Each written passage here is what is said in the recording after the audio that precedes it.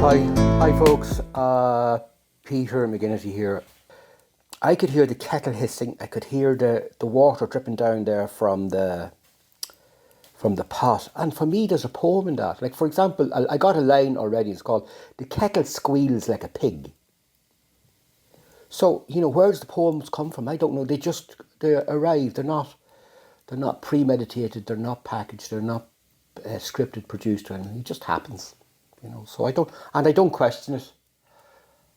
I don't control it. I just let it happen. And if I'm fortunate enough to have a bit of paper to hand, I write it down, and I don't, it's gone. It's gone into the cloud, never to be seen again. So anyway, look, going back, where did this stuff come from? I suppose what you would call it is, I would say language is my tool. My tool is language. I shape my world with language. I hope that doesn't sound very up my rear end, but anyway. So where it started in primary school, I had very fortunate to have a fantastic teacher in junior infants and senior infants, a woman called Mrs. Lally from Ballybay, County Monaghan. And she was the only person who was ever able to teach me maths, because I've always had a problem with maths, but she was able to do the business. She had a laying hen that would lay eggs, one hen, one egg, two egg. She was way ahead of her time. But one day, I lived in the town of Ballybay, so my mother had a shop, a hairdresser's up on the square. And I'd go home for the lunch, home for the dinner. The dinner was served at dinner time, and my dad came in from the farm. We all had the dinner together. But one day my folks served me meat with fat on it. And I hated fat with a passion. And the folks would say, "Peter, you can't have meat without fat. What, are you going to have cattle without fat? It's not possible." But I think they're doing that nowadays. I don't know what they're doing. But so I got into a sulk, and there was those HP chef's sauce in front of me, blue and yellow. I can still remember it, and I just kept focusing at the word sauce, S-A-U-C-E, S-A-U-C-E. I just kept looking at that to avoid their stares at me for not eating their meat. I stuck my heels in. I'm not having that meat, and that's it, with the fat on it. Back to school in the afternoon, and we're doing spellings, and Mrs. Lally says, "Can anybody spell this? Can anybody spell that? Can anybody spell saucepan?" So I woke up out of my reverie. "Can anybody spell saucepan?" Because there was no response. Miss, S-I-U-C-E. So I had that from lunchtime, and stick on pan onto piano. "Well done, Peter." So she called me up, and she went over to the window, and she gave me 2 jellies. She says, "Now, Peter, you can go home for the afternoon." That happened. That doesn't happen nowadays because it's not allowed. Well, she knew home was just up the street. So, and she actually lived 2 doors down from me. Her husband had a pub. So that got me on to the dictionary. Wow. So that's how you spell that. Oh, that's how you spell that. I'll get on to the next part of the story, and then I'll take an old poem out here. But, actually, no, I'll take a poem out now. That's what I do instead of boring you to tears with my story. This one here is called Fire. Let me see when I wrote it. In 2016. It's January 17, and it's in memory of my father. It's called Fire.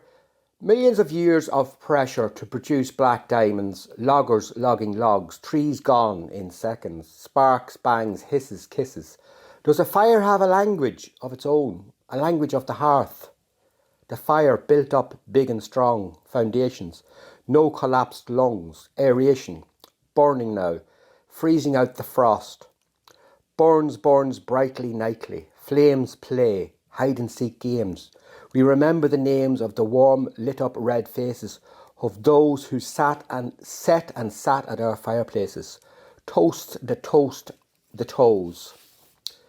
Morning smoulders. Volcanic ash. Bits of leftover boulders. And to dust you shall return.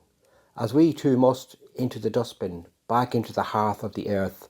Back to those same holes you came from in 1,000 years, in 1,000,000 years. What will you be? What is your destiny? Where will there be an inquiry? So I haven't read that since in 6 years. Is it 6 years? I liked some of it I didn't like. So that's the poem. Anyone? Fire.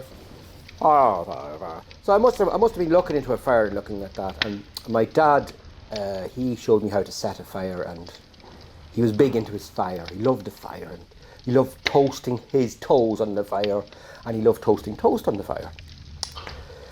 So moving on then to, I moved then into second and third and fourth class. We were all together in one classroom in Ballybay National School with Francine McAtavey.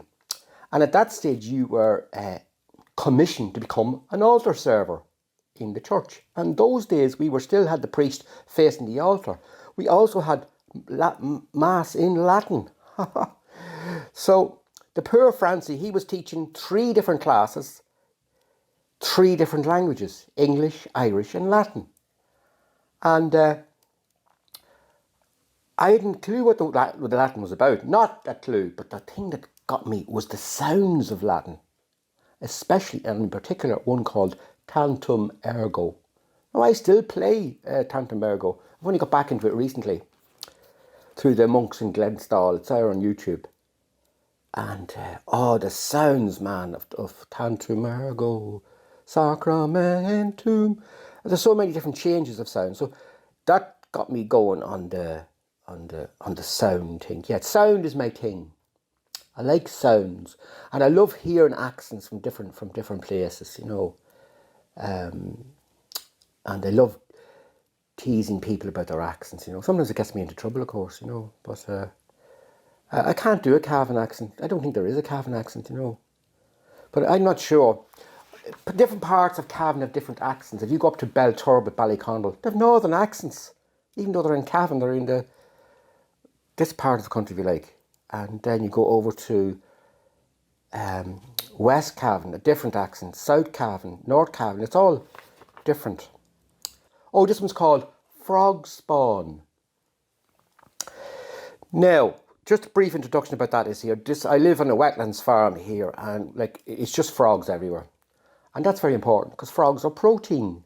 And all the wildlife eat the frogs. The birds eat them, the mammals eat them. I haven't tried them, not yet. I'm not French, you see.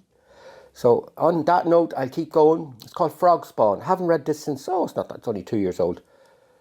Grunting, groaning, moaning, going on in a swimming pool of frog spawn.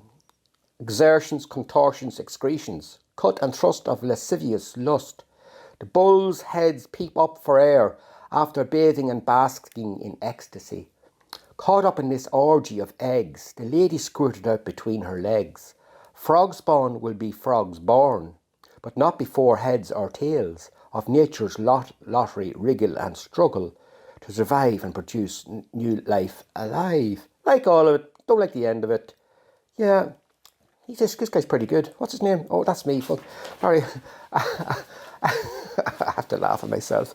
So, I arrived here in 2019 and somebody, the brief history, there was a shop, a lovely cake shop in town, and it was closed. A beautiful cake shop. I just spent most of my time in there. And I met a lot of people in there.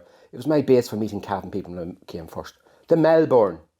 Closed. And I went over, and this guy said to me, I said to him, oh, it's awful. This is part of Cavan culture, this shop. There is no other coffee shop like this in Ireland. This is special. And it's closed. Why are you doing this? So he said, why you seem to be sorry. Yeah, I am concerned about it. Like, why would you? So what are you into? I says, I'm into a bit of a wetlands farm out there. I says, well, we've a guy up in the Anglo-Celtic. He's interested in that. So I sent a guy out, and he came out and he looked at the frog spawn, and he did a 2-page article on it. I'm famous, actually, you know, I'm famous. And he did a video on it as well. It's up there on YouTube somewhere. Or it could be in the cloud. Like my head in the clouds. And so that's what the frogs, very important here, around here, you know.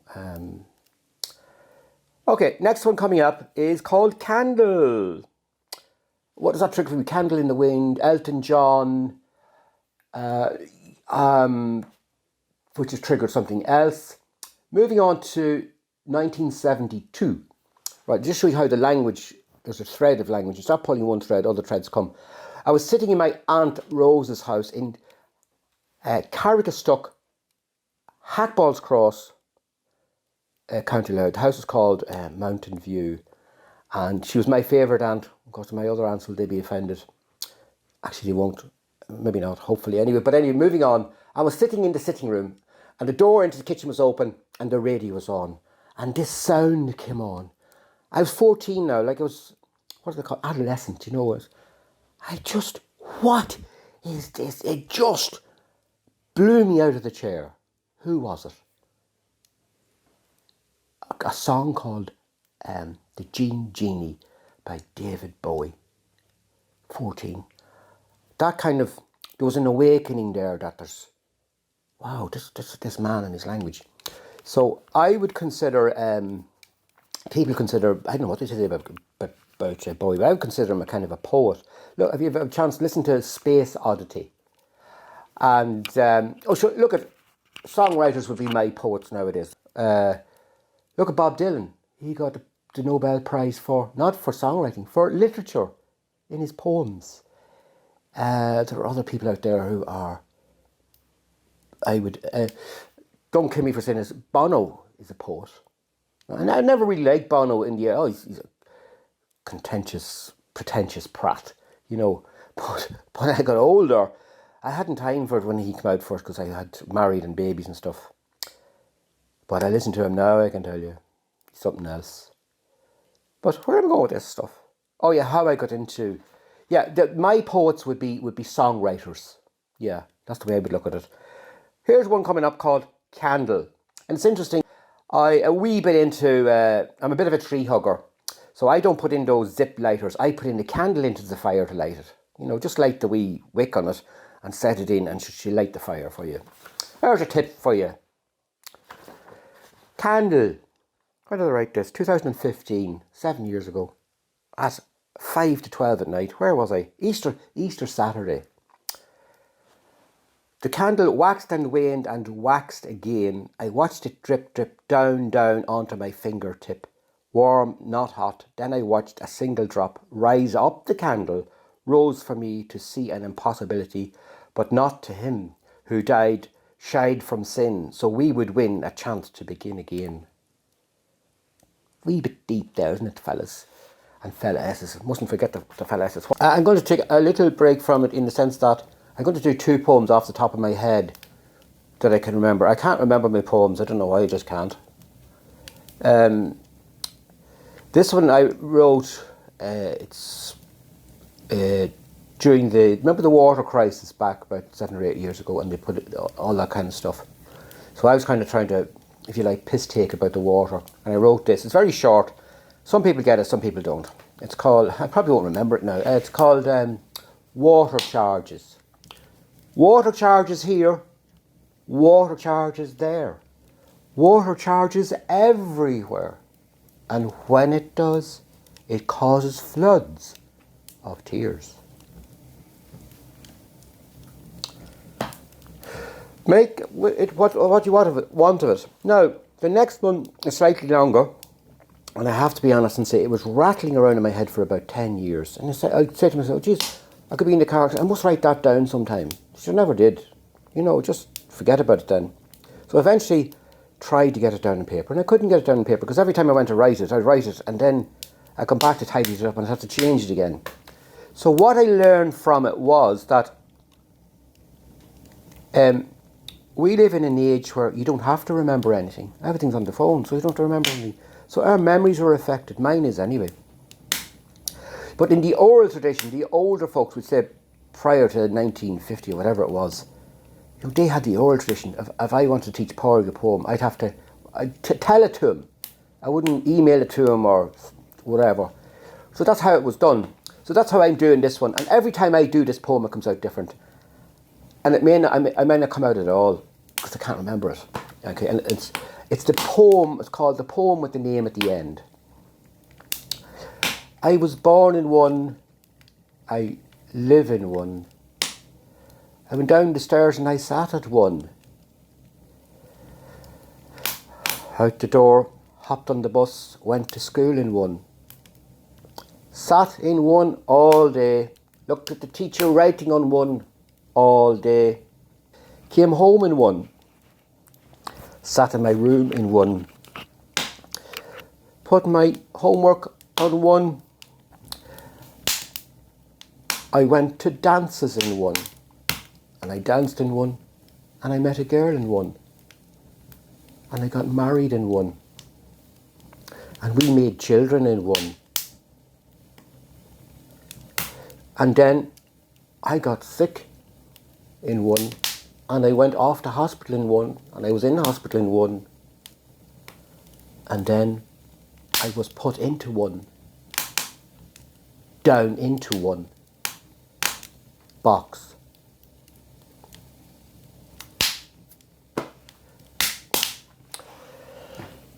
It was rattling around my head for a while, and eventually it came out differently that time. What was different about it this time was I never put myself in the box. It was always somebody else, or,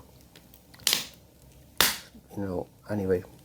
So I've one more here coming up, and it's relevant because it's an autumn poem, and the leaves are turning colour and they're falling, and we're all conscious of leaves around the place. And the poem is called Brown Leaves, and I'll read it. Actually, as I sit here looking out the window, there's a Virginia creeper, and it's gone. It was green, and I can also see yellow and red out there. So, what's the sequence of events? I don't know. Here's Brown Leaves. Should I say what a dervish is, in case people don't know, or is that facetious or conceited? A dervish. I spent a wee while in Turkey, and you have these people who dance around and around and around. They go into a trance, and they're men, and they have skirts on them. Anyway, that's what it is. Brown leaves. Brown leaves swirling in the breeze like dancing dervishes. Some leaves flit like a flock of brown birds, and like sheep gather into a heap, only to leap like school children on morning break that can't stand still, catch and tig, whirly-gig. What is their history, their destiny? For these leaves, a leaf mould mound, go underground, sucked under by millions of toothless, slimy wonders, ingested, digested, excreted discreetly, and go on to be snapped up by roots for their sap-sucking fruits, for us to enjoy, and the breeze in the leaves leaves me breathless, as they float like 10 bob notes, while some creep and crawl like crabs across the last grass-cut lawn. But these leaves are my geese, cackling away, keeping me company with their raucous repartee. Here in the fall, I can call them all to disorder. Sheaves of leaves, reams of leaves, hop, skip and jump, leapfrog, hip-hop, snap, crackle and pop, fly in the sky like witches before they die and die. I was in Blarney County, living in Blarney County, Cork, and that was in 2014, October the 22nd, which is many years ago, 8 years ago when I wrote that. So there it is. I'll leave you there until we see you next time.